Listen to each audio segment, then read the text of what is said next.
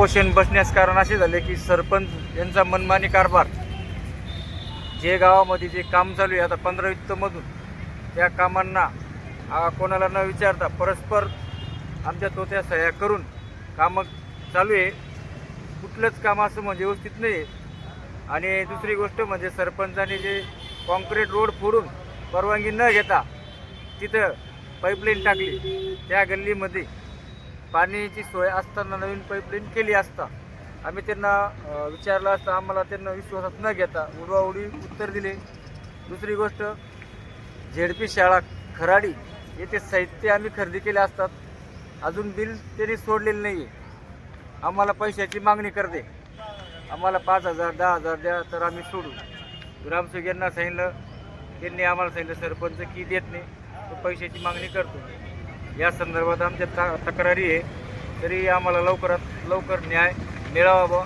या संदर्भात आम्ही उपोषणास शिव मॅडम झेडपी ऑफिस समोर जळगाव येथे बसलेलो आहे. कोण आहे ग्रामसेवक तिथं? युवराज राठोड, सरपंच मुक्का सोनावणे.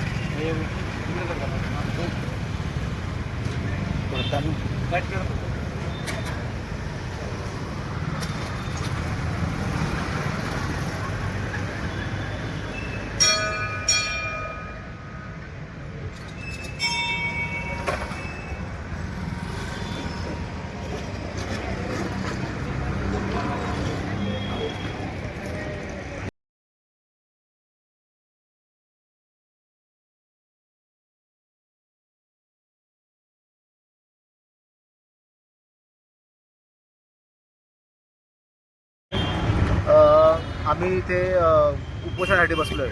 आजपासून आम्ही उपोषणाला सुरुवात केलेली आहे.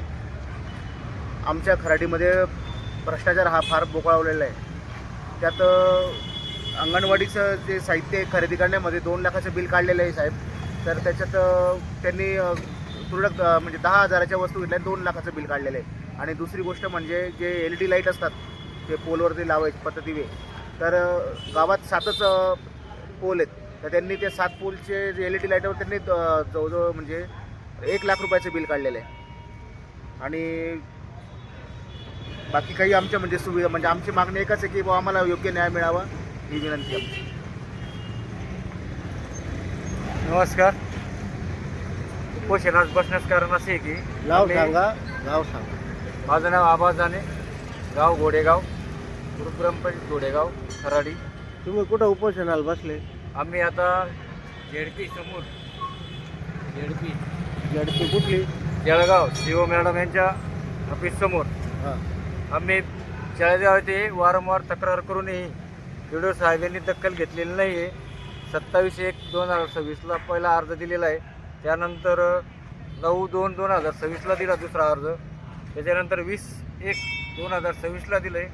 आमची अर्जाची दखल न घेतल्यामुळे शेवटी आम्ही शिव मॅडम यांना 5/2/2026 रोजी शिव मॅडम यांना दिलेलं आहे.